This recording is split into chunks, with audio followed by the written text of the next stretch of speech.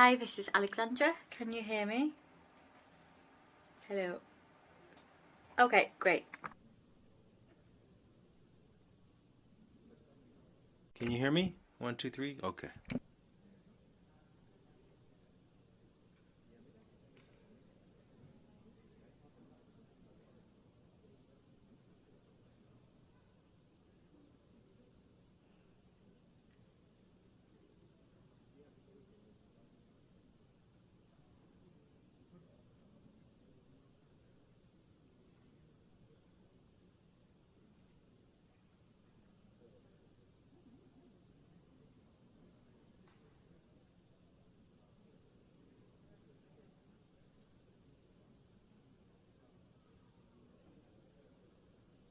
Hello. Okay.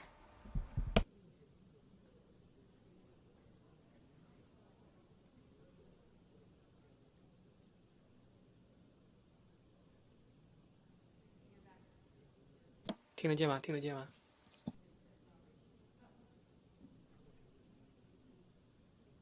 是英文1、2、3，谢谢。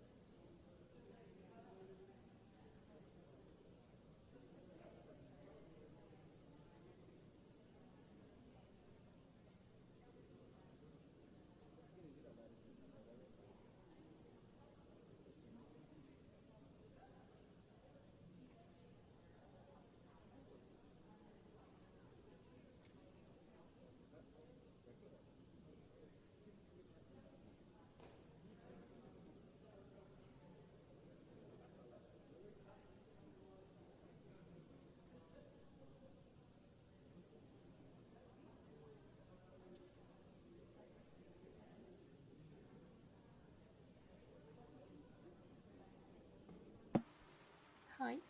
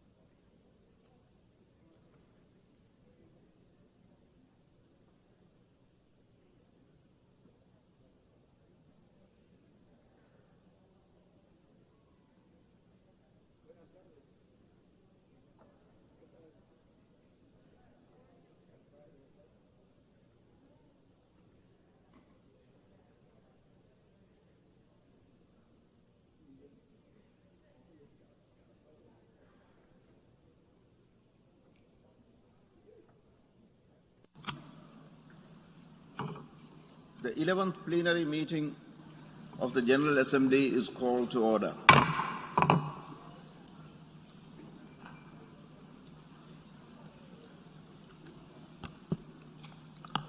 I would like to remind members of the following mitigation measures that are in place for this meeting. All delegates are required to wear a face covering at all times whilst in public spaces and in the General Assembly Hall, except when directly addressing the meeting. The size of the delegation should not exceed 4 delegates in the General Assembly Hall. I now give the floor to the distinguished representative of the Federated States of Micronesia to introduce an address by the head of state.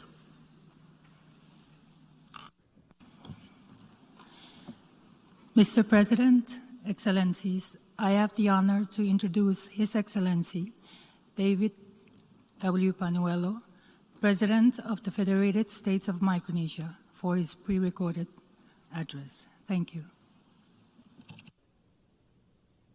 Mr. President, Mr. Secretary General, Excellencies, distinguished delegates, ladies and gentlemen, I bring you warm greetings from our beautiful islands in the Federated States of Micronesia. Mr. President, at the outset, I wish to express that I am particularly pleased that an esteemed leader from a small island developing state has been elected to lead this august body during this crucial 76th session of the United Nations General Assembly. Your country, the Republic of the Maldives, has been instrumental and effective in leading the world community, particularly on issues relating to the environment and climate change, to find common ground. I note with genuine enthusiasm that both of our countries have undertaken partnerships with the Blue Prosperity Coalition to protect at least 30% of our ocean, and that both of our countries, like small island developing states across the world, are committed to building back better through tackling climate change.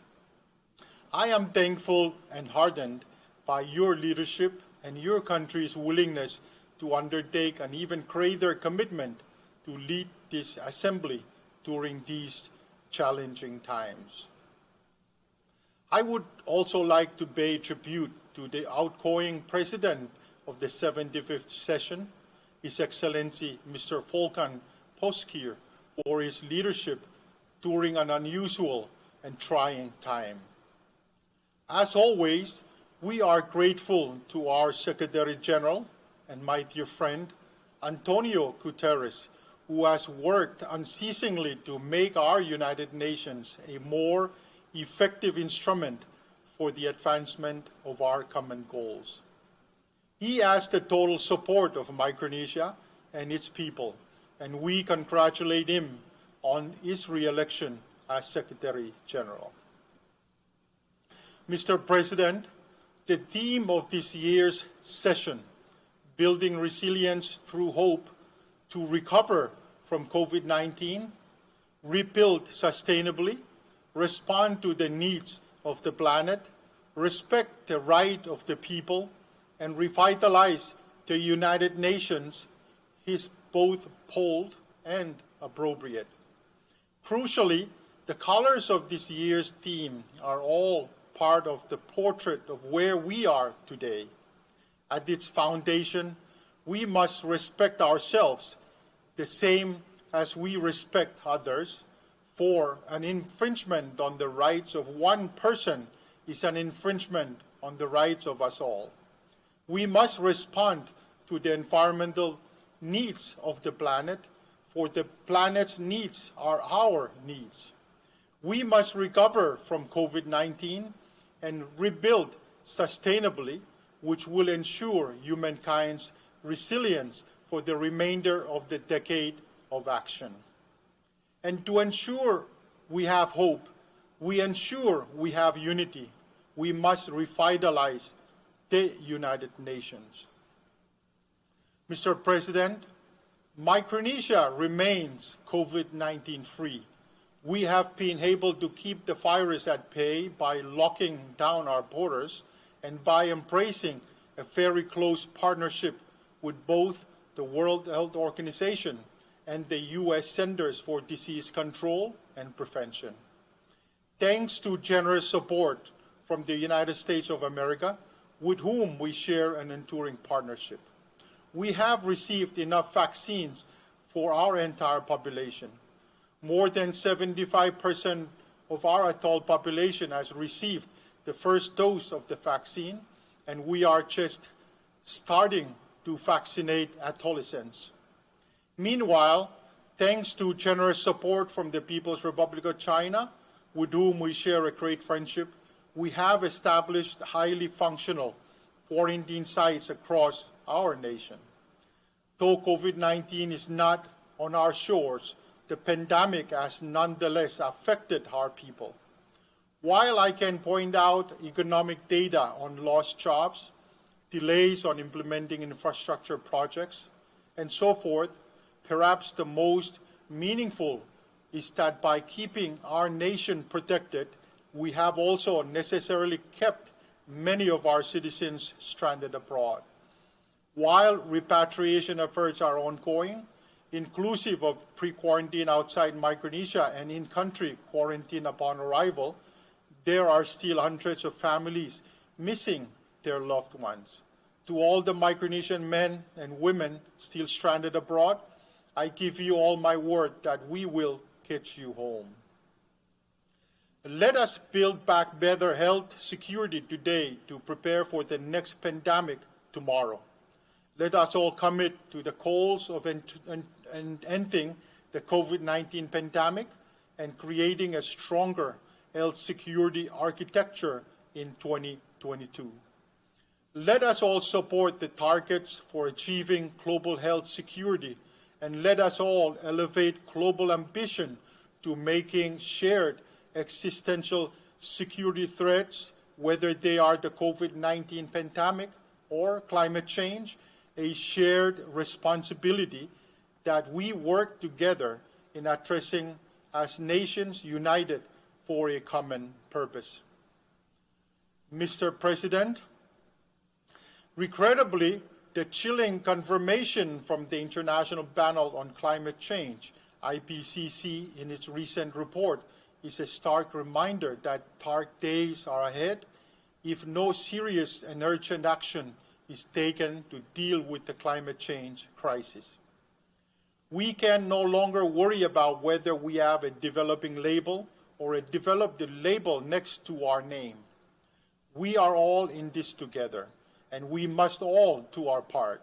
The science is clear that both developing and developed countries are affected. Micronesia remains committed to doing its part in addressing the climate change crisis so we can build back better. With Blue Prosperity Micronesia, we are seeking to protect 30% of our nation's ocean territory. With the Micronesia Challenge, we are seeking to protect 50% of coastal and terrestrial territory.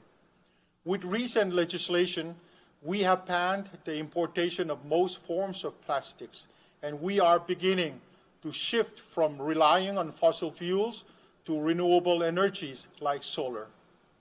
What Micronesia needs from our friends, allies, and development partners in the global community, and that includes everyone watching me today, because Micronesia is family to the United States and a friend to the People's Republic of China, just as Micronesia is a friend to the Maldives and to the United Kingdom, to the Netherlands and to Spain, to Nicaragua and to Australia, to New Zealand and to South Africa, to Israel and to Norway, to Japan and to Korea. What we need is global action today for our world's prosperity tomorrow.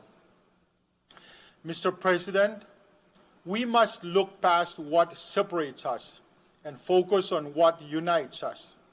The positive step undertaken by the United States to rejoining the Paris Agreement and sponsoring a climate summit is all very encouraging because the world needs the United States if we are to solve the climate change crisis on the premise that the world needs every country to work together. The world needs the United States just as the world needs China, as the world needs Japan, as the world needs Australia to all come together for global survival. The secret to the threat of climate change is the same as the secret to the threat of COVID-19 pandemic. The moment we decide that the threat is a specific country or a specific person, then we all lose. The way that we all win is cooperating together. Micronesia is willing to do its part and is actively doing its part. We ask all of our friends, allies, and developing partners to join us today. Today, we encourage all countries to be bold and submit more ambitious, revised, intended, nationally determined contributions. Mr. President, while we took encouragement from the international response to the Paris Agreement, the climate crisis should also motivate us to ratify and integrate the Kigali Amendments into our national policies to ensure the avoidance of life-threatening damage to our planet. That is why I am urging countries which are major contributors to carbon emissions to ratify the Kigali Amendment and to phase down the production and consumption of HFCs. Mr. President, the presence and utilization of the rule of law is the true parameter for civilization. Micronesia has been taking many steps to strengthen the rule of law in our country. We are seeking to pass legislation on cybercrimes. We will be joining the International Police Organization, or Interpol, and we have committed to tackling illegal, unregulated, and unreported fishing in our waters in cooperation with organizations like the Forum Fisheries Agency and the Micronesian President Summit. We have strengthened maritime surveillance with Australia and Japan and look forward to the receipt of 2 new Guardian-class patrol ships or vessels from Australia to help us protect our big ocean state. Yet all the actions most important for Micronesia's continued capacity to promote and protect the rule of law, it is through our enduring partnership with the United States of America, which is codified through the Compact of Free Association. Negotiations over the expiring provisions of the Compact are ongoing, and in light of the recent high-level defense talks this July, Micronesia calls on the United States to help us conclude our negotiations before the current agreements are set to expire at the end of 2023. Mr. President, the Federated States of Micronesia accepts the responsibility to continue to speak out, along with similarly committed states, on how the 1982 United Nations Convention on the Law of the Sea, or UNCLOS, applies to maritime zones in situations involving climate change-related sea level rise. Last month, the Pacific Island countries endorsed a landmark declaration on preserving maritime zones in the face of climate change-related sea level rise, which has been affirmed by both the Pacific Islands Forum and the Micronesian President's Summit. The declaration is a formal statement of the views of these island countries.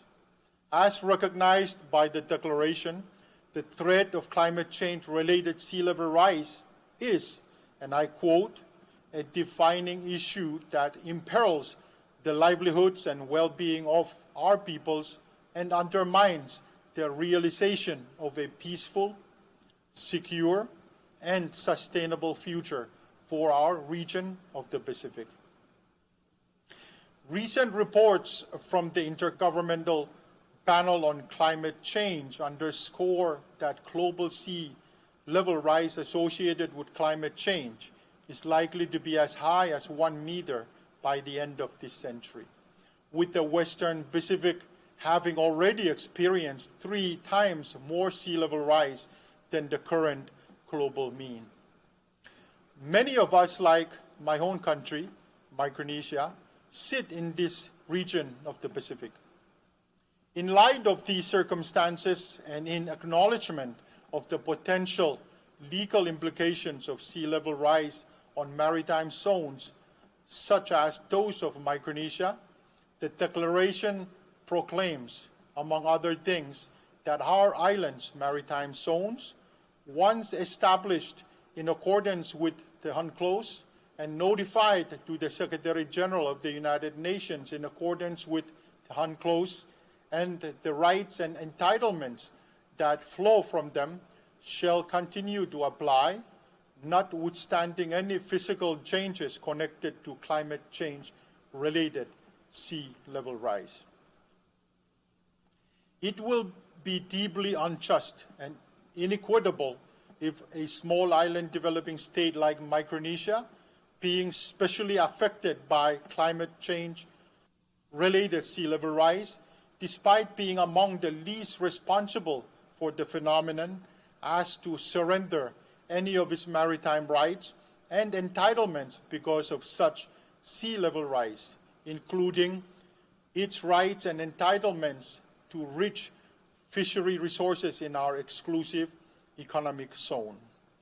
Fortunately, the Pacific Islands' collective views, as expressed in the Declaration, are supported by both UNCLOS and the legal principles underpinning it. Micronesia reiterates its endorsement of the Declaration and encourages the international community to favorably consider the Declaration and its overarching objectives. Mr. President, as a nation governing over 1 million square miles of ocean, we attach great importance to the sustainable use and management of marine resources within and adjacent to our territorial waters. Our people have lived in harmony with the ocean and their natural environment since our ancestors began to navigate these vast seas. We have relied on the traditional knowledge in conserving our land and seas and will continue to look to it for best practices in preserving the resources that come from the ocean and also utilize it to fight climate change.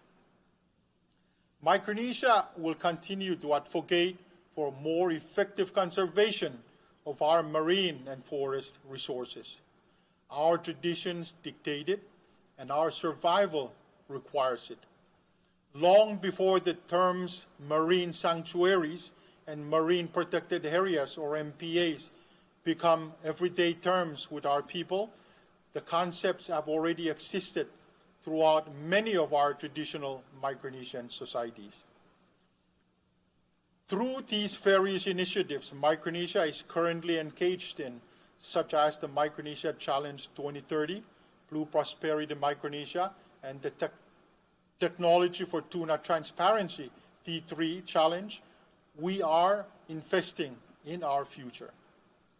With biodiversity around our planet at risk and in serious decline, Micronesia and its partners are taking concrete actions.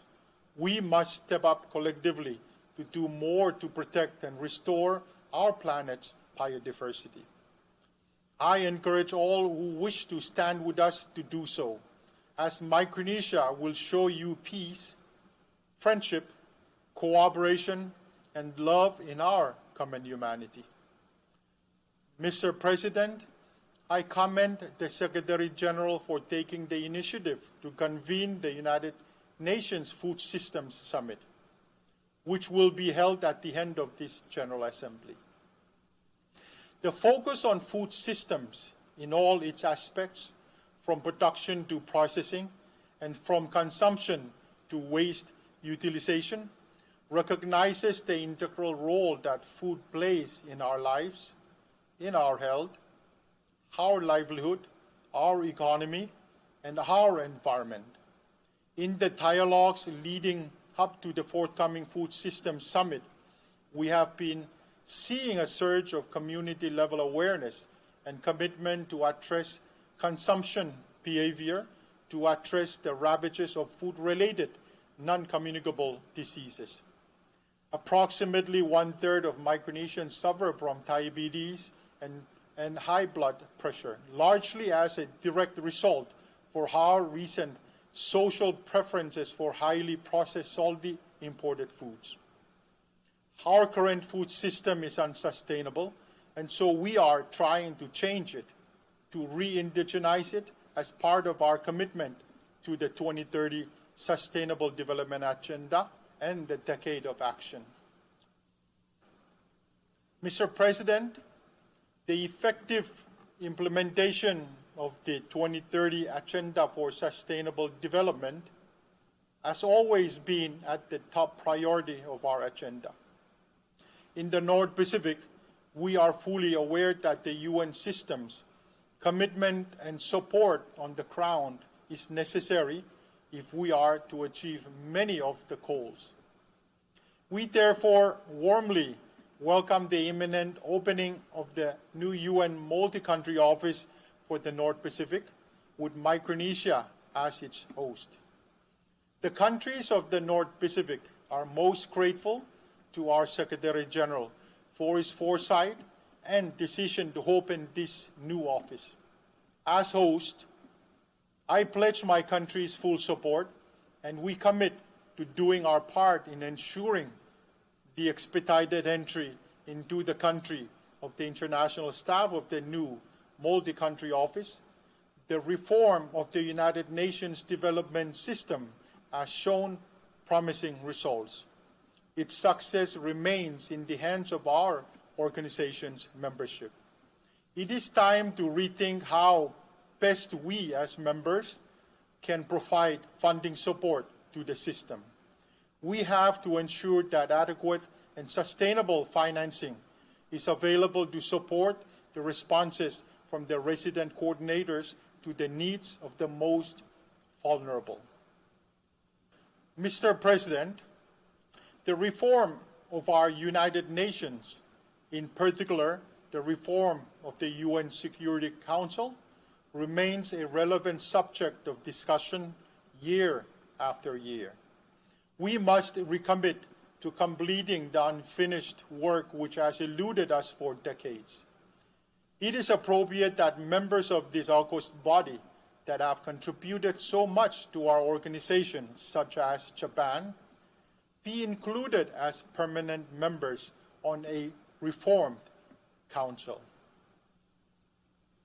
Mr. President, I conclude by applauding the United Nations for its continued efforts to unite the nations of our world, and encourage the United Nations to continue to live up to its responsibility in ensuring that no society or people are left behind.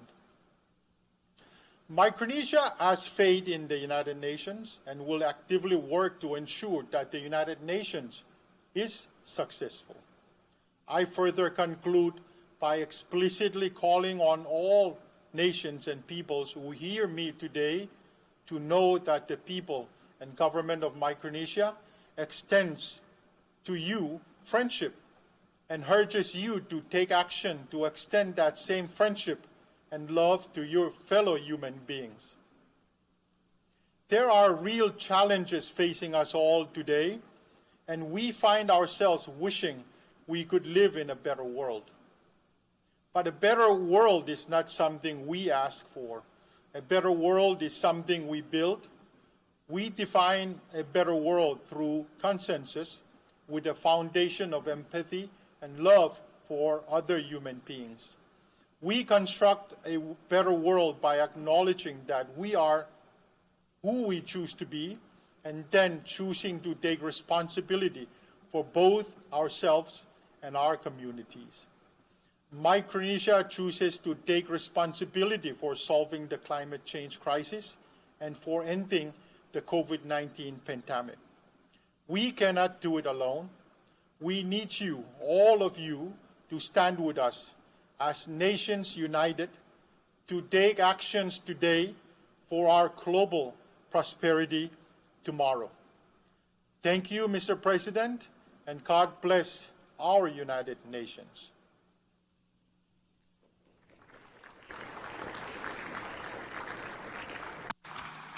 On behalf of the General Assembly, I wish to thank the President and Head of Government of the Federated States of Micronesia for the statement just made.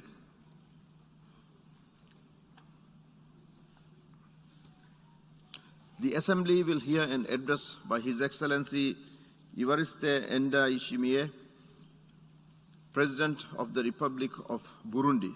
I request protocol to escort His Excellency.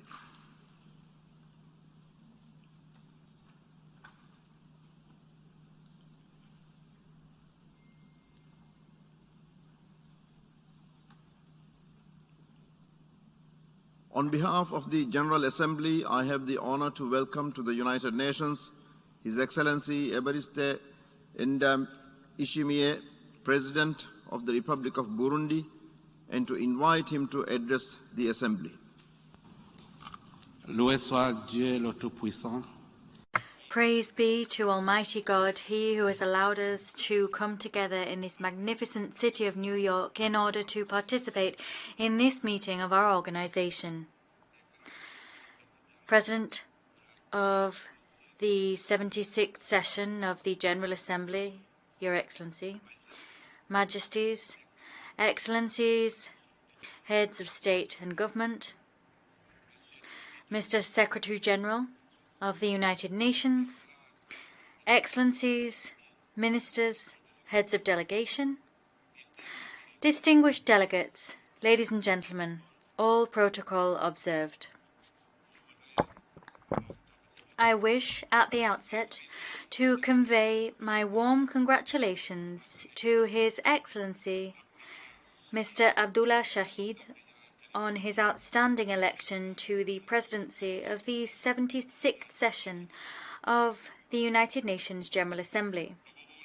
Burundi assures you, Mr. President, of its full, unwavering cooperation and wishes you every success and great fortune as you discharge your mandate, both professionally and personally. I am also delighted to convey the deep gratitude of my delegation to your predecessor, Ambassador Volkan Bozkır, on his excellent work conducted despite conditions rendered incredibly difficult by the COVID-19 pandemic.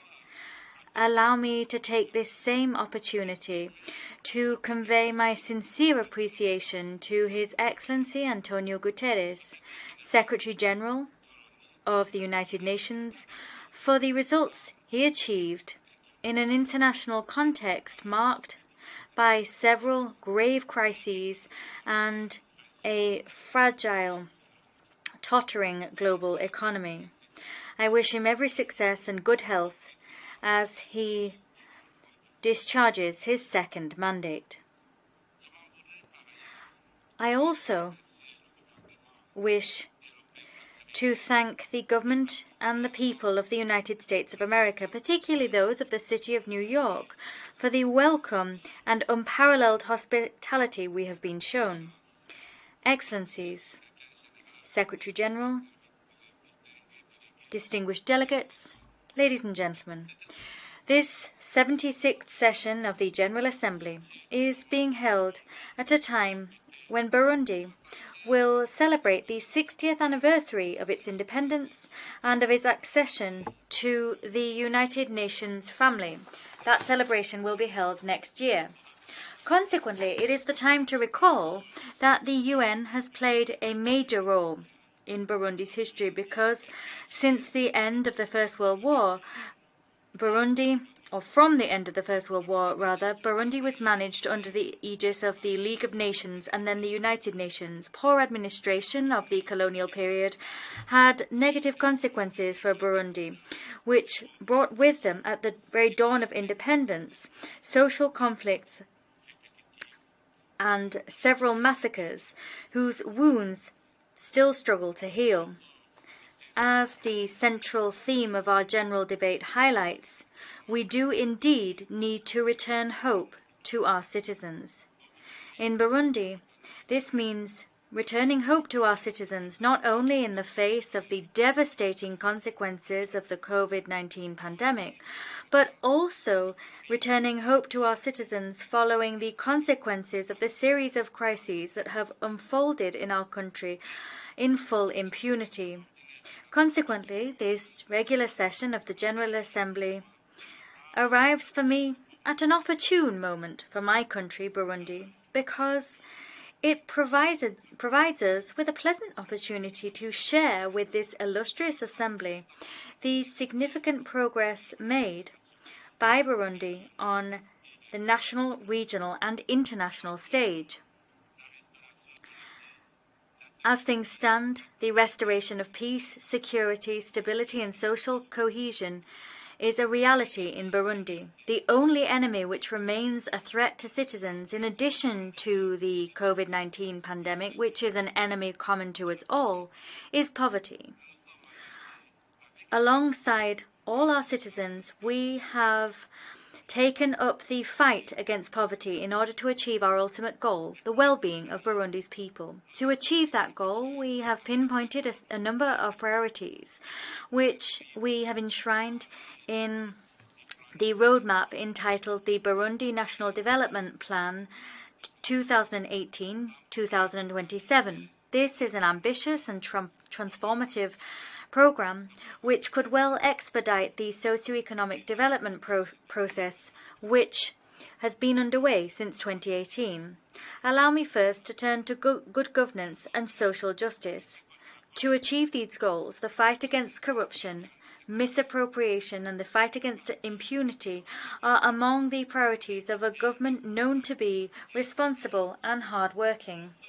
As regards the fight against impunity and the prevention of social conflicts, Burundi has honed local justice mechanisms in order to allow all Burundi's people to have quick and equal access to equitable justice. Moreover, efforts have been made to ensure that we have a genuinely independent and impartial judiciary. We have sought to achieve this goal by rendering the Superior Council of the Judiciary operational. We should underscore here that as part of correcting the grave defects of the past, the government of Burundi is currently leading a process of transitional justice in order to aid all victims in Burundi. As part of managing the security situation, we wish to give particular emphasis to the issue of terrorism. Where this matter is concerned, Mr. President, it cannot be denied that success has been achieved. However, at the same time, we do need to humbly acknowledge that we are far from having developed a common, adequate, and effective strategy to eradicate this scourge. In strategic terms, of course, terrorism cannot be justified. I remain convinced that beyond the military action that is necessary, the effective fight against terrorism involves fighting against radicalization, whose breeding ground is ignorance, poverty, youth unemployment, and illiteracy.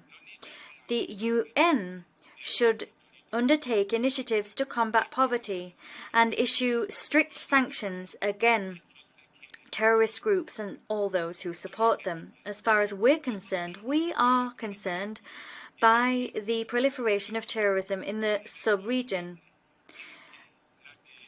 whose leaders, such as the leaders of the ADF and the Tabara network, are located in the east of the DRC, They recruit young unemployed people and blindly kill peaceful innocent citizens. We're particularly worried about these networks. I remain convinced that these groups constitute a threat not only for our region but also for humankind as a whole. Consequently, we must pool our strengths and fight against terrorism in all its forms and manifestations. And we believe that this fight must be conducted with a greater sense of determination and greater solidarity. It is against this backdrop that since 2007, my country has made available to the United Nations Organization and the African Union troops and police to contribute to restoring security and allowing peace to flower in certain countries who need this to be the case, such as Somalia and the Central African Republic.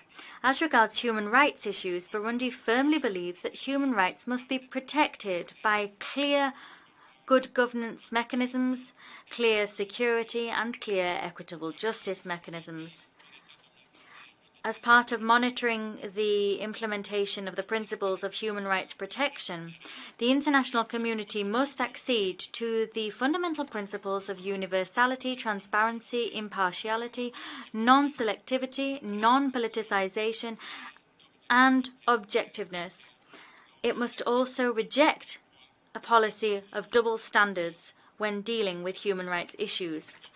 In this regard, Burundi believes that the best way to promote and protect human rights is to work driven forward by cooperation, dialogue, technical assistance, and capacity building, and the strengthening of national mechanisms which focus on human rights issues. We'd like to take this opportunity to call upon certain partners, namely those within the United Nations Human Rights Council, to properly, fairly and responsibly interpret Burundi's efforts alongside the United Nations and to give them their proper weight. Any act looking to single out Burundi by placing it under special human rights mechanisms is quite simply counterproductive.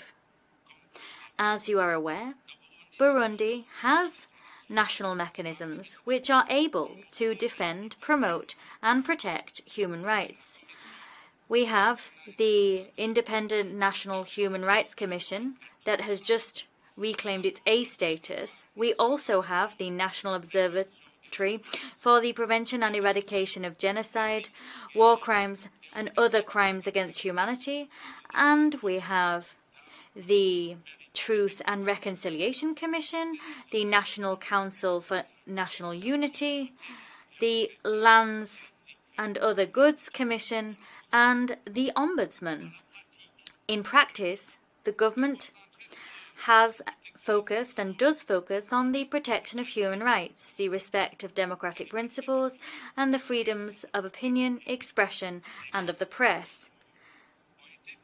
A great deal of work has been done thanks to the institution of a dialogue, an ongoing dialogue between political parties, media and public authorities. This process of dialogue has allowed us to open a number of media institutions that had been closed during the skirmishes and insurrection of 2015.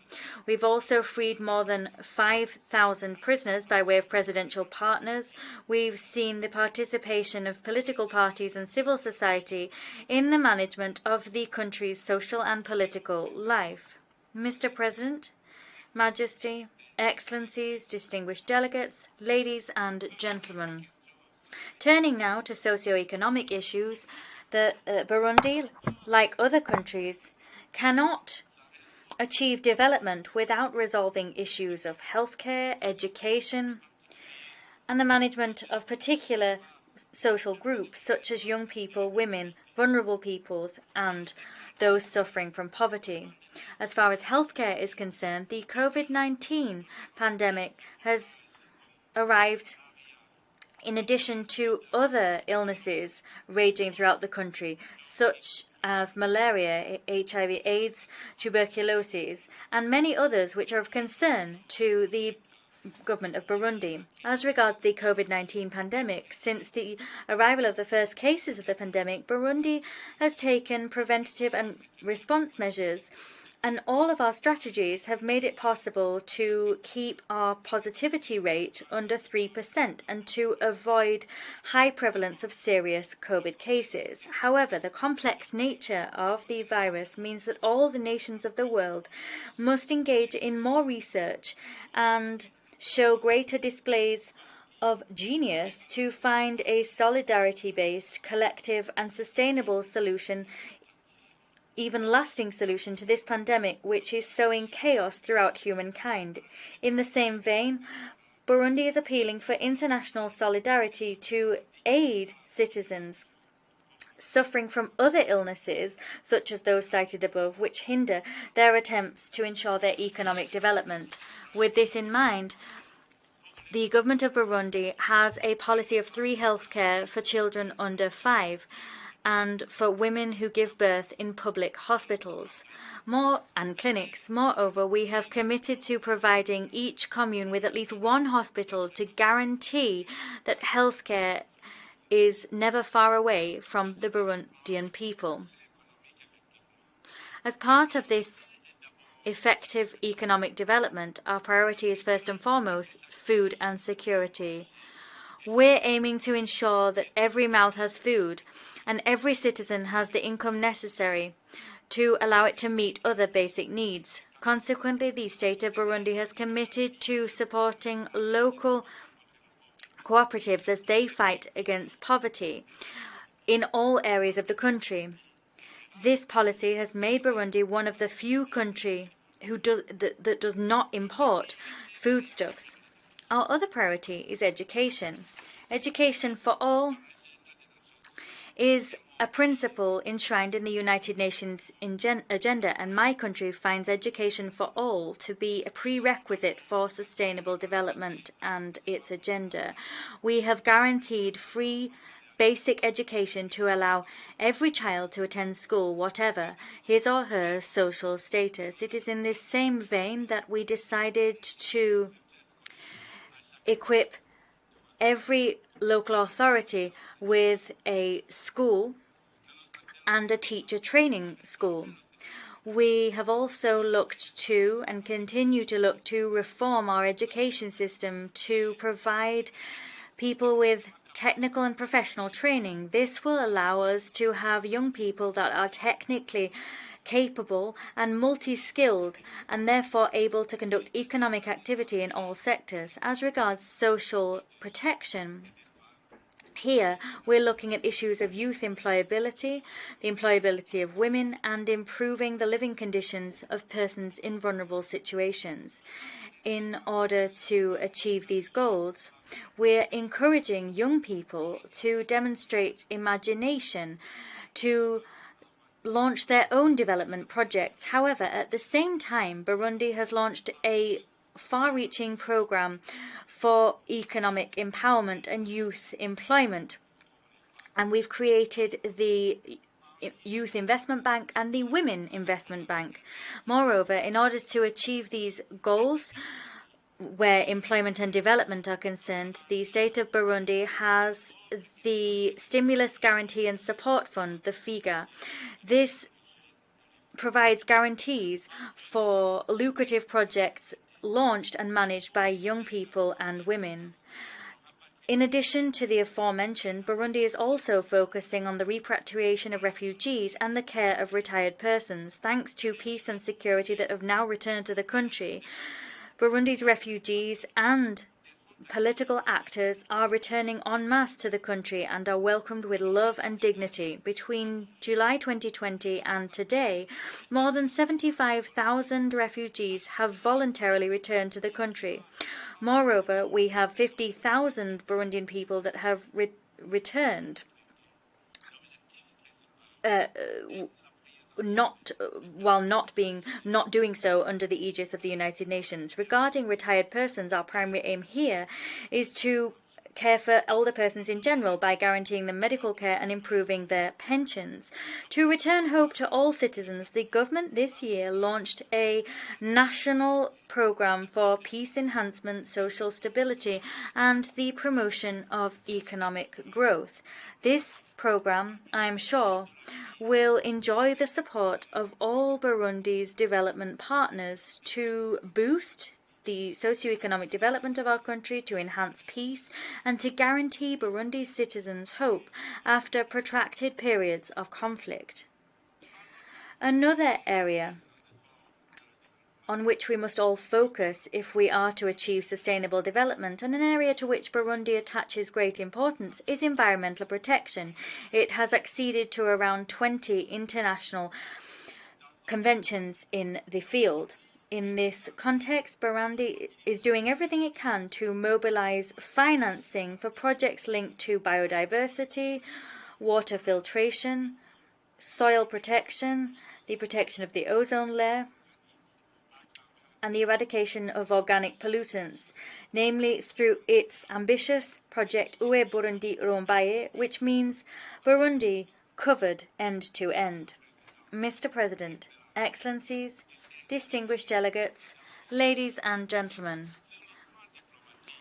in terms of diplomacy and cooperation, Burundi has committed to normalizing and promoting friendly relations and a relationship of cooperation with its bilateral and multilateral partners. It has committed to reclaiming its rightful place in the family of nations.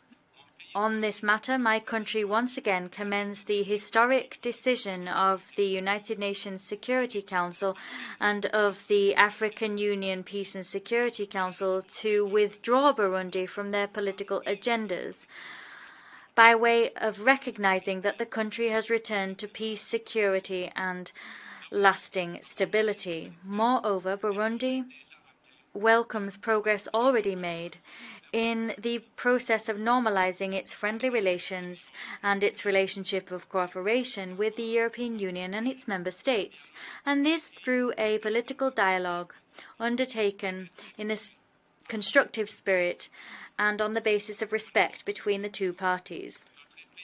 Where the continent is concerned, our country is delighted to have ratified the agreement creating the African Continental Free Trade Area. The ultimate goal of this area is to integrate all 55 states of the African Union within one free trade bloc. All of this will achieve the goals outlined in Agenda 2063, which aims to create a continental market with the free movement of people, goods and services, so crucial for the strengthening of economic integration. Consequently, Burundi, alongside Tanzania and the Democratic Republic of Congo, has placed itself in a better position to achieve all the aforementioned goals by launching the railway project which will link the port of Dar es Salaam to Burundi and the east of DRC. Before concluding, Mr. President, on an international level, Burundi supports the action undertaken by the United Nations Secretary-General to promote United Nations reform in order to breathe new life into this common organization and to render it more effective, more efficient, more accountable, and closer to the world's people. And we enthusiastically welcome his report on the common agenda, which he believes to be the starting point for our joint efforts. With this in mind, given that we are the only continent not represented in the group of permanent members of the Security Council, and given that we are, as a continent, underrepresented in the category of non-permanent members, Africa continues to weather the historic injustice of being excluded from this crucially important body for us all.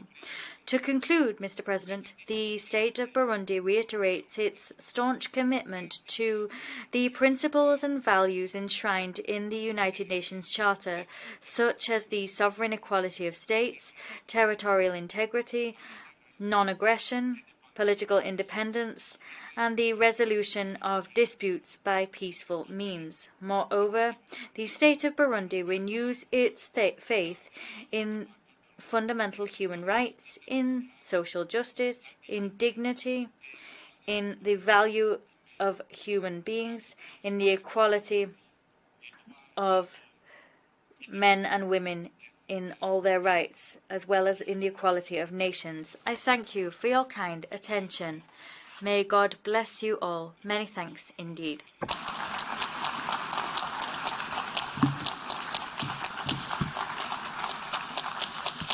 On behalf of the General Assembly, I wish to thank the President of the Republic of Burundi for the statement just made, and I request protocol to escort His Excellency.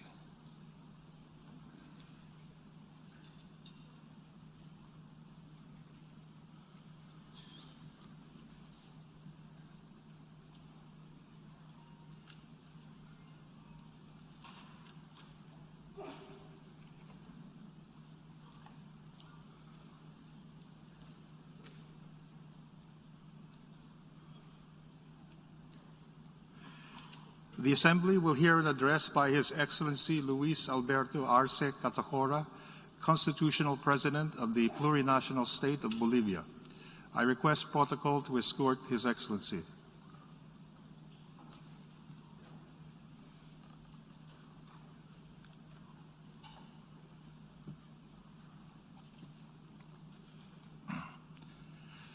On behalf of the General Assembly, I have the honor to welcome to the United Nations His Excellency Luis Alberto Arce Catacora, Constitutional President of the Plurinational State of Bolivia, and to invite him to address the Assembly.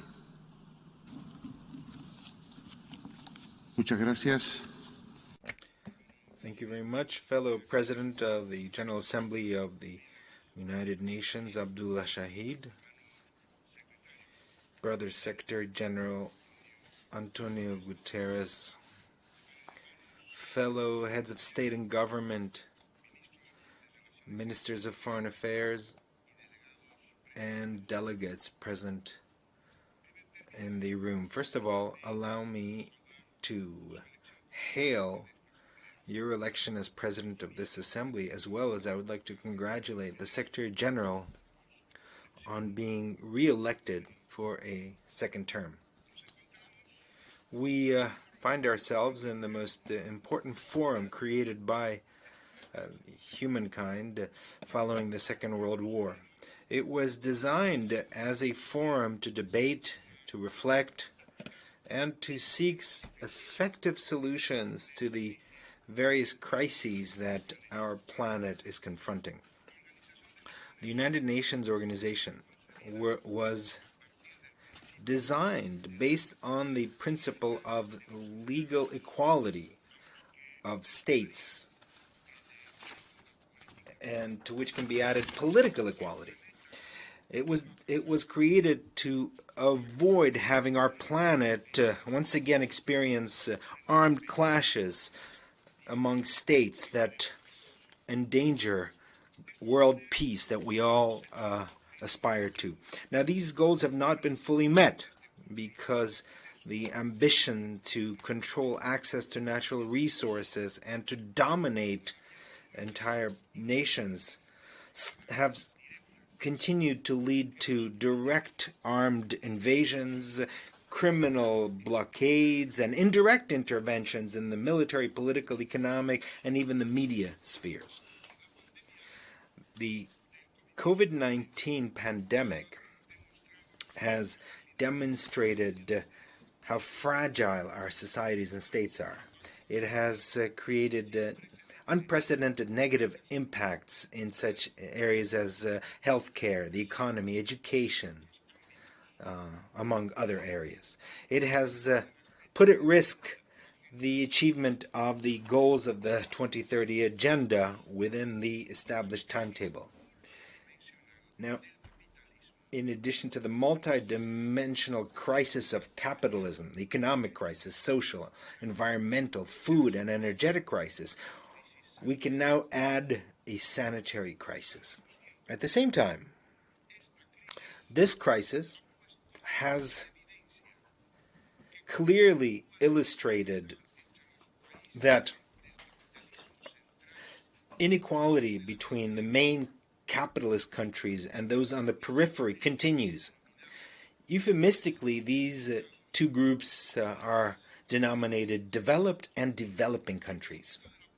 The growth in poverty and extreme poverty and the inequitable concentration of vaccines has been condemned by the World Health Organization itself. According to available data, to date, only 30% of the global population that requires vaccines has received at least one dose of an anti-COVID-19 vaccine. And barely 15.5% is fully vaccinated. At the same time, only 1.1% of the population in low-income countries has received at least one dose.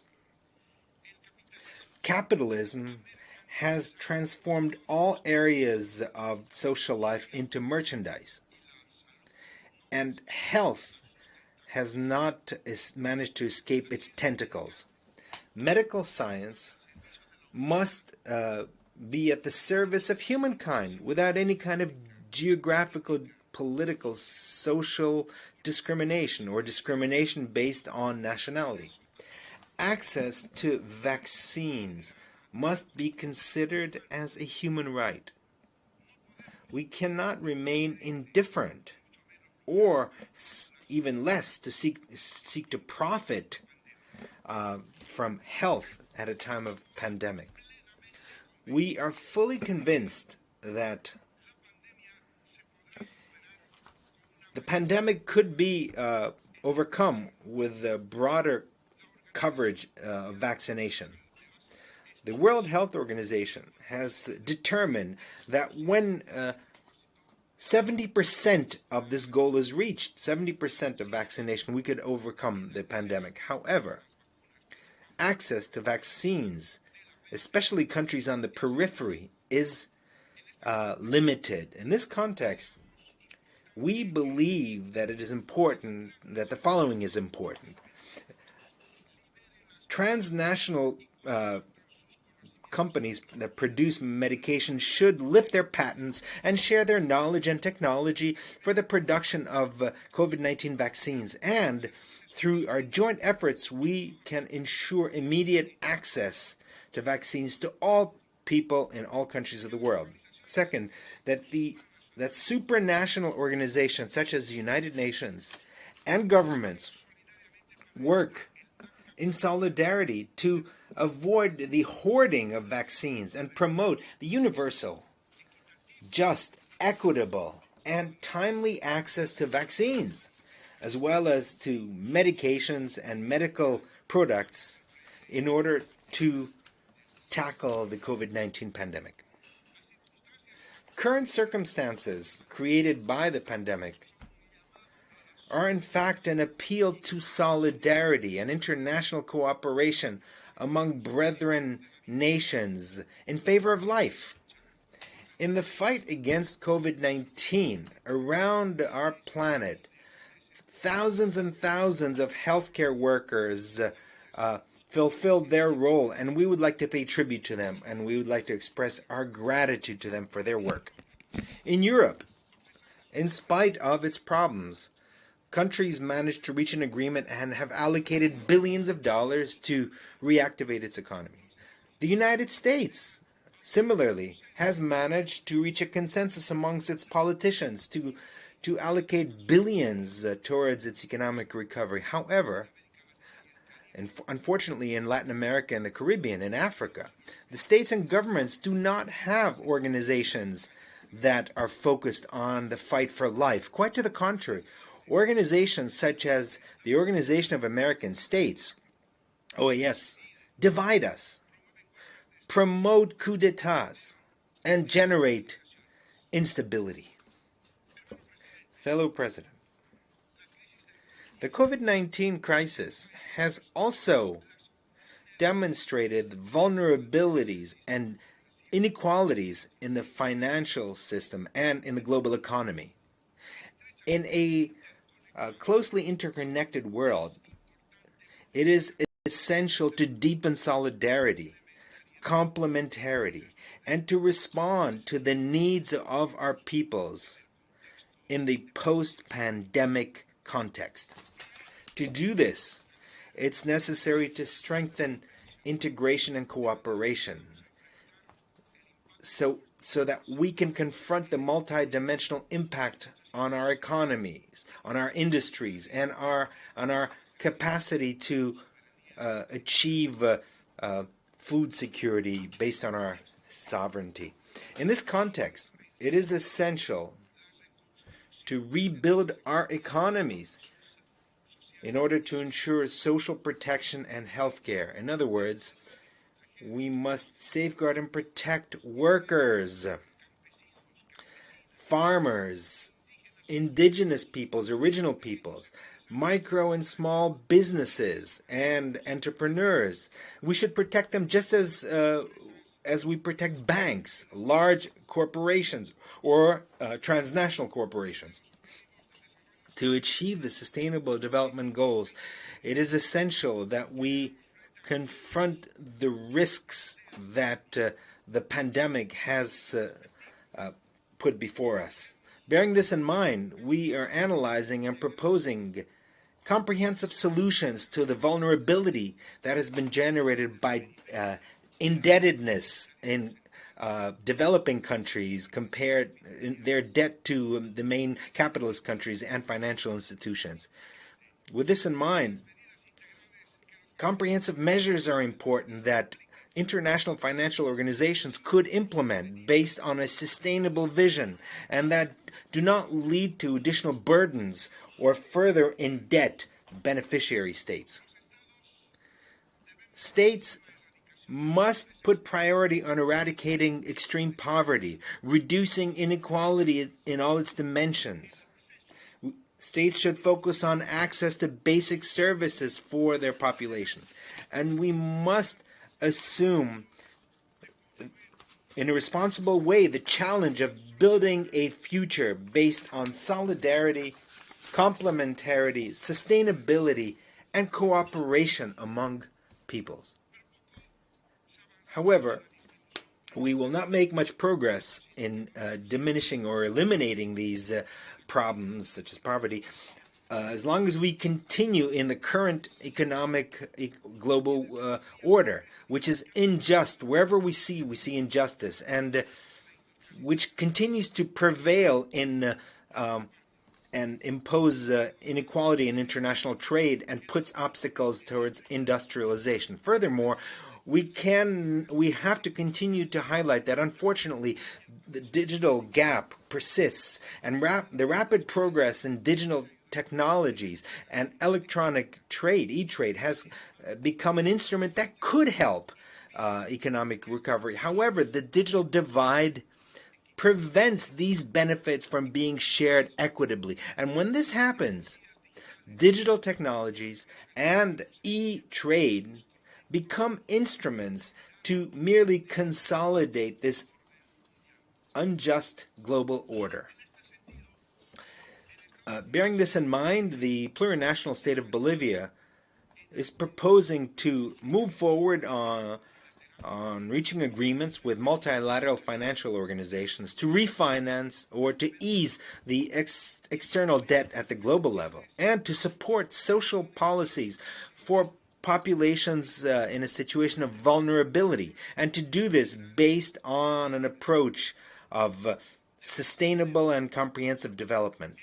By the same token, it's important for the various international financial mechanisms to activate concessional lending, that they design and implement long-term and medium-term measures to ensure the achievement of the 2030 Development Agenda.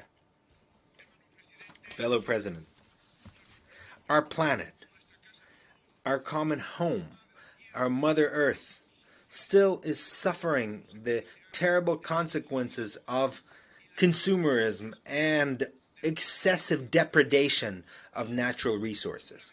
And once again, we believe that the capitalist system is one of the main causes of the climate crisis. Based on the cosmovision of indigenous peoples, there is an interdependence between human beings and nature. This is why, as a state, we are promoting a new model of coexistence for the well-being of our people, which our people call living well. It promotes a change in the approach to life, leaving behind predation, irrational competition, and excessive consumerism, and this insatiable search to accumulate profits at the cost of Mother Earth and the life on our planet. This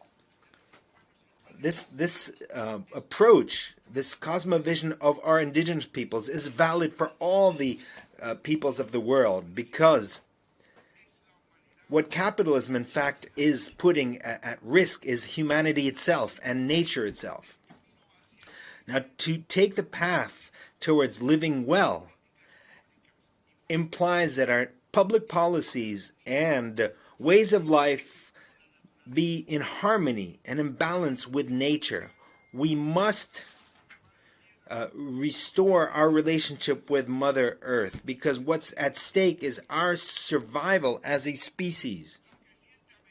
The growing threat represented by non-economic risks for financial and macroeconomic stability. I'm thinking of the climate crisis, obviously. This has demonstrated the need to formulate policies that help in us move towards a new economic model.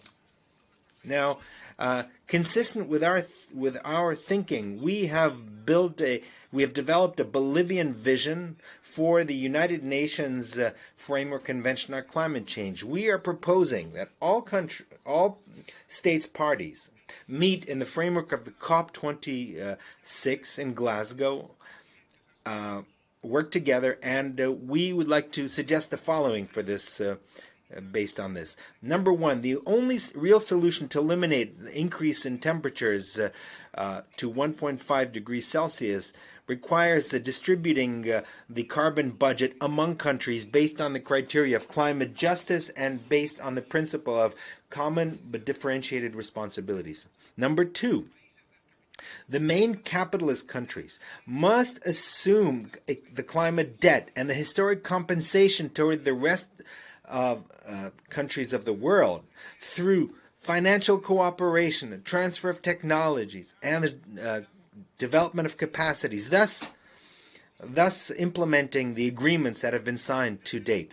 Number three, it's essential to incorporate the knowledge, practices, and experiences of indigenous peoples and nations in building societies and ecosystems that are resilient to climate change. Number four, there's an urgent need to strengthen and step up efforts of countries to fight the climate crisis. In particular, the approaches that are not based on the carbon market. Efforts should be effective in reducing domestic greenhouse gas emissions. We are convinced of the urgent need to reform the global architecture that guides financial, investment, trade, development, environmental, and social policies around the world.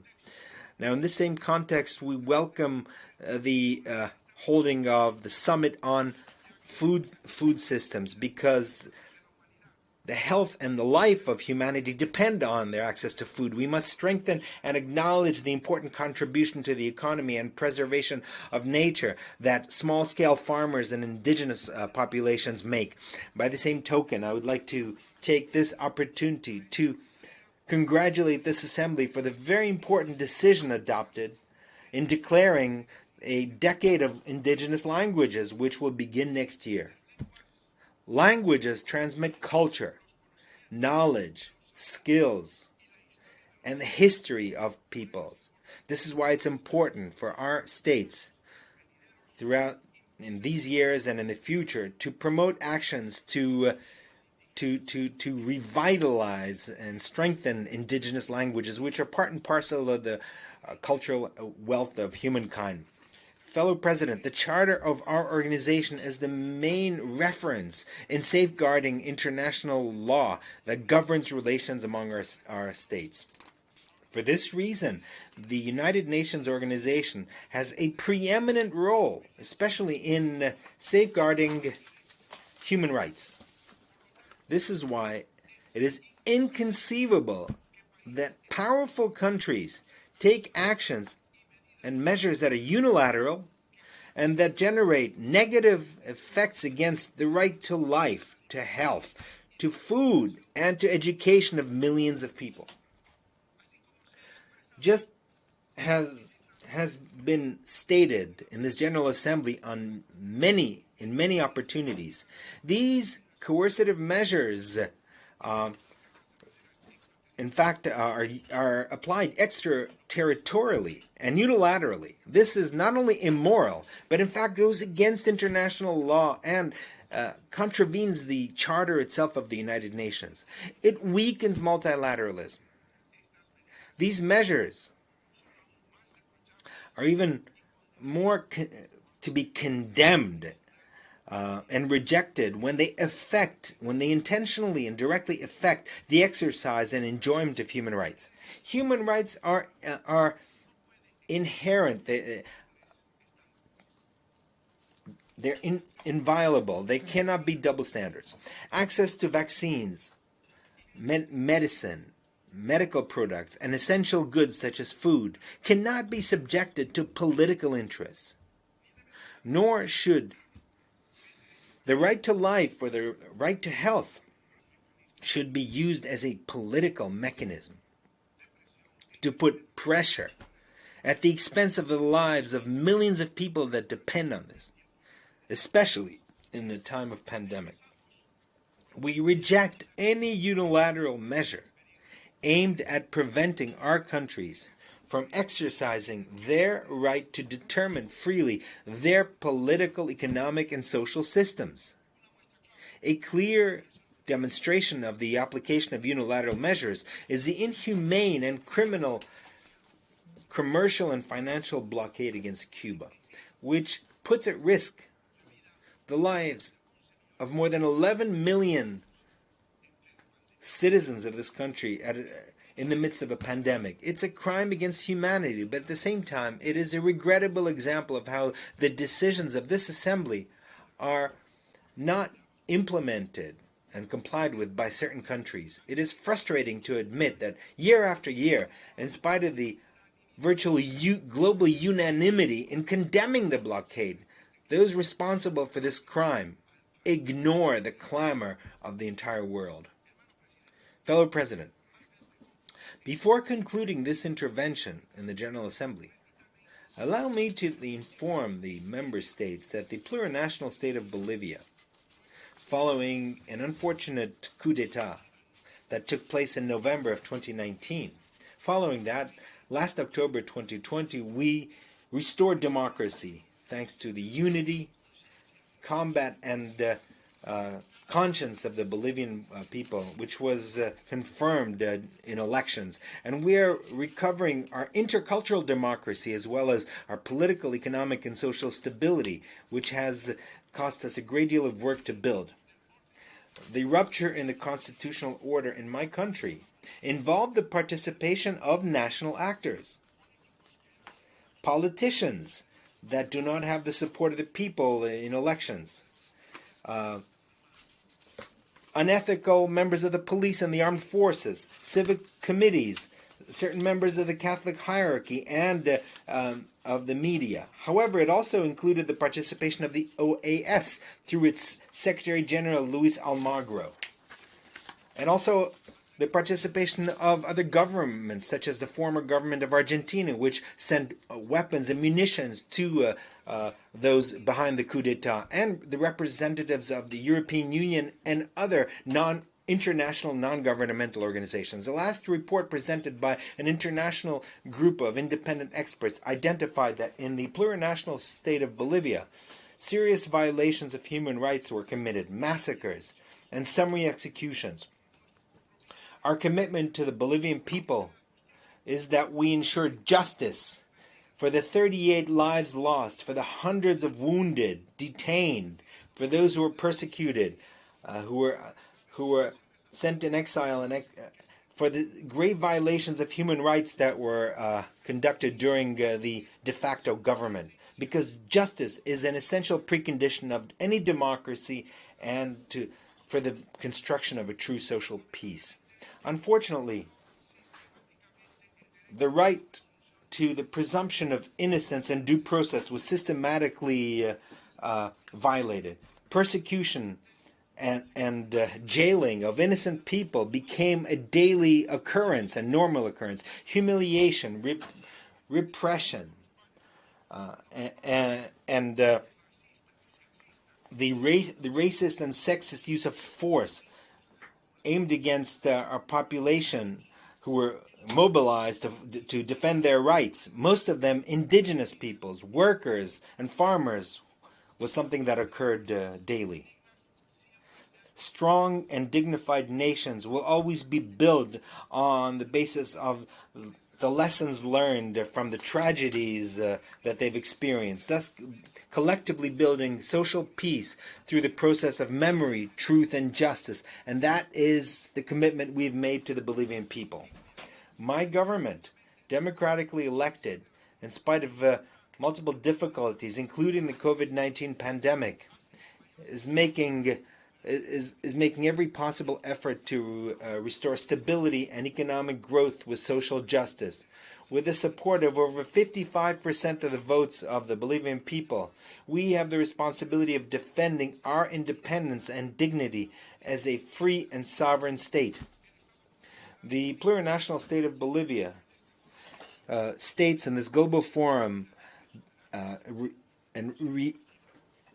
states that it has a right to obtain a free and sovereign access to the Pacific Ocean through dialogue and coordination with the Republic of Chile, in accordance with a decision of the International Court of Justice, which in its decision on the 1st of October of 2018 urged Chile and Bolivia to work towards resolving this problem. Bolivia takes paragraph 176 of this decision as a suggestion to resolve this matter, and I quote, maintaining a dialogue and exchange in a spirit of good neighborliness in order to deal with topics involving the access to the Sea of Bolivia. This would require negotiations among the parties, end of quote. Fellow President, processes of integration which are taking place around the world should be based on the effective resolution of the major topics that remain unresolved in Latin America, such as the topic of the sovereignty of the Malvinas Islands, and the fact that Bolivia does not have access to the sea is an unresolved problem which should be solved on the basis of diplomacy and understanding in this new era. In this assembly, we'd like to reiterate our commitment to the principles of the United Nations Charter, the goals established in the Sustainable Development Goals and the 2030 Agenda, and our commitment to eradicate all form of discrimination and racism. Multilateralism is an ideal tool to ensure greater dialogue, cooperation, and the search for solutions to the problems that humankind faces. Will make it possible for us to reestablish the supremacy of international law and preserve social justice and peace, as well as reconfigure a weakened international order. There's no doubt that the challenges to which we confront every day are increasingly more complex. If we want a better future for current and future generations, we must think about the path to take in order to overcome the polarization in the global architecture, and in its place join efforts to promote international cooperation that allows us to confront current problems on a stronger footing. Fellow President and nations of the world, we find ourselves at an unprecedented moment where the future of humankind depends on the decisions that we will make. It is our duty to build a more just and more democratic world based on more solidarity. Let's work to put an end to to slow down the climate crisis and to build equality, so that to live well means access to education, healthcare, food, a dignified job, a comprehensive development, and true harmony with Mother Earth. Let's work to ensure the self-determination of peoples and lasting peace. Thank you very much.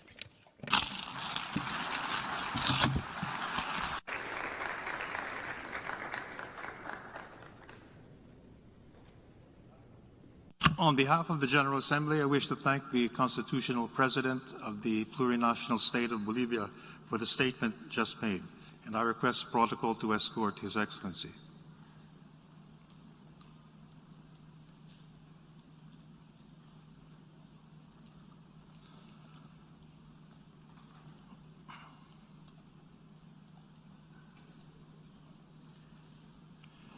I now give the floor to the distinguished representative of El Salvador to introduce an address by the head of state. Gracias, señor presidente. Thank you, Mr. President.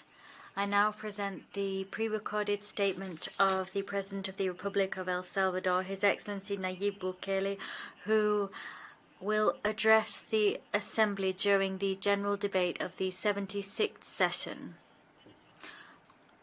Many thanks indeed.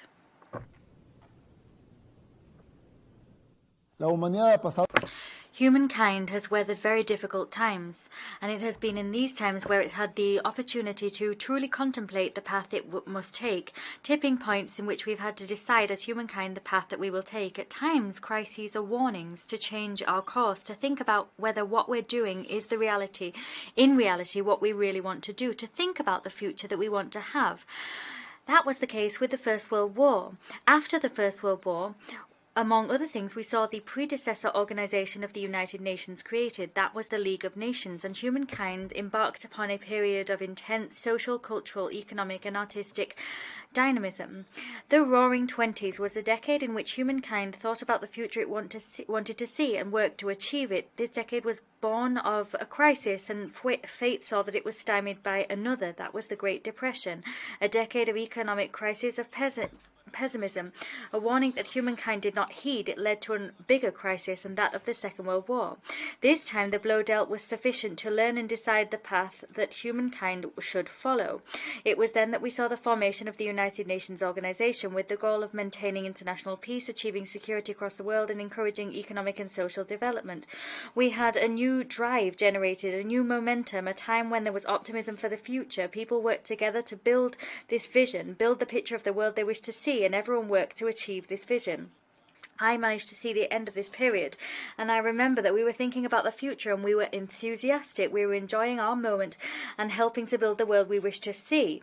While we experience such moments of optimism, we need to cultivate them, to maintain them, and to make the progress that we can. 2 years ago, I was in the General Assembly as the recently elected president of a small country in Central America, El Salvador. The same General Assembly that many years ago aroused such optimism was nearing obsolescence. I proved this with a selfie. I took a selfie to demonstrate that the world had changed, that it continues to change, and that we have a duty to understand it, to use our potential to look after it and resolve the problems that we can resolve. And I took a selfie to show how El Salvador was beginning to understand this world. I said it again 1 year ago in the middle of a pandemic, that like in any major crisis, what we were experiencing was a new warning to contemplate our path. And I spoke about how El Salvador, in spite of everything, was thinking about the future with optimism. Once again, I'm here, and to say that we didn't heed this warning, and we're heading towards another crisis, an even greater crisis, as was the Second World War after the Great Depression. We're risking much more than we thought it possible to lose. We're in a world which is increasingly frenzied, more fragmented, more anxious, more pessimistic, and more individualistic. A world in which almost nobody knows where we're going, or even where we want to go. We're resolving problems in the short term, jumping from one crisis to another, until we'll reach one that we won't be able to resolve. The society and the world is suffering, and it seems that we're increasingly far away from tackling the causes of this suffering. we're in a world in which we're producing more than we need, and there are still people that die of hunger from a lack of medicines and from a lack of drinking water. We're in a world where if someone wants to do something differently, he's attacked rather than being guided and being helped to find his path, a path that the rest of humankind might follow. We're in a world which is in the midst of a pandemic where we've seen the best and the worst of humankind, and whose collective response has only multiplied global anxiety. We've seen a pandemic which has deepened the crises that were already there. We're drawing ever closer to a civilizational collapse that we'd been on the brink of for decades. We're in a world plagued by all types of crisis, but primarily by a crisis of identity. We're in a world which is incredibly anxious because of the path that we're taking. Civilization is fragile, the progress of humankind is too, and we're failing to make this progress. One more crisis and we could lose much more quickly than we ever thought possible. Let us learn from previous civilizations, from their achievements and mistakes. We have a responsibility to history, to all of those that came before us, to continue with the progress of humankind and to make as much progress as we can, to build on what they built, to build on the shoulders of giants, in a path moving towards the future. That's the path we need to walk along, a path towards the future, but one which respects and values where we came from, our traditions, our customs, our culture, and the things that make us a civilization. But we need to continue making progress and prepare the ground for those who'll follow us in this relay race that is universal development. We still have time to learn from this crisis and to analyze whether what we're doing is really what we must be doing if we're on the path that we wish to be on. We have all the tools available to do just that. We're living in an interconnected, globalized world, and with the technology to easily resolve all these problems, but without the slightest bit of will to do just that. Everything that we do or don't do now will determine whether we make the most of this opportunity. And this starts with the smallest act. We need to do what really makes us happy. We need to maintain our traditions, we need to care and value our families. We need to teach our children what our parents taught us, what we learnt from our teachers. We need to value what has made us what we are, and we need to continue believing in what we are. At the same time, we need to look for people who think in that way too. We need to look at those that are optimistic about the future and about human potential. We need to stand as an example to others. Consequently, instead of once again asking for multilateralism to be remodeled into a model where we stand as nations to analyze and decide upon the path that we'll wish to take, I am saying that my country, El Salvador, is already going down this new path, a path towards our development and to the first God, and will be an example for other countries of the world. We're designing the future that we wish to see, a future in which all people will have the judgment and the opportunity to do what they really want to do. Confucius said once, choose a job you love and you'll never work a day in your life. Goethe said, the person born with a talent they are meant to use will find their greatest happiness in using it. In this way, this is the philosophy underpinning the vision that we're building. We want to see a future where people do what they like, where they and because they do it well, where they can do what they do well. And economic development will be a happy consequence, an extra. Economic development will be a means and not an end. This is what we'll do in El Salvador. We're trying to, little by little, build opportunities and cultivate the judgment to use them with the tools that we've been lent, and hand in hand with people that are increasingly alert and wishing to build their future. It won't be easy, but we'll use the time that God has given us to make the progress that we can responsibly. We'll work with people that have not been drawn in by the hypercommunication of the world, and we'll work with those who believe in the infinite potential of humankind and believe in the greatness of what we can achieve together. Thank you.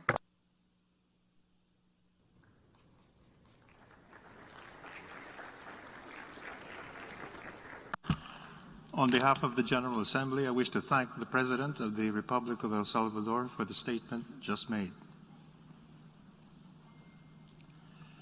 I now give the floor to the distinguished representative of Tajikistan to introduce an address by the head of state.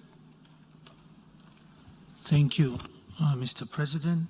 Mr. President, distinguished colleagues, it's my great honor to introduce the pre-recorded statement by His Excellency Mr. Emomali Rahmon, the President of the Republic of Tajikistan.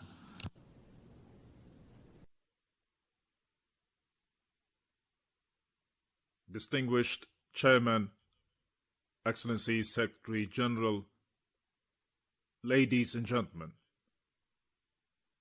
at the outset,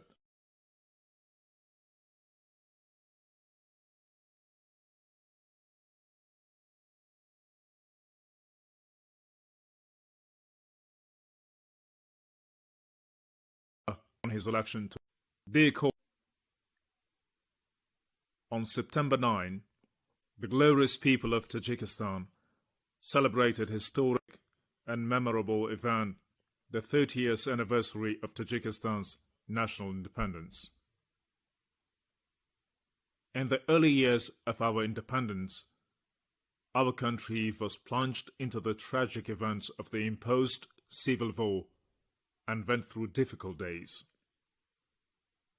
Ending the war, bringing the fighting parties together, ensuring peace and stability, and concurrently restoring diplomatic relations and constructive cooperation with the countries of the world were among our top priorities.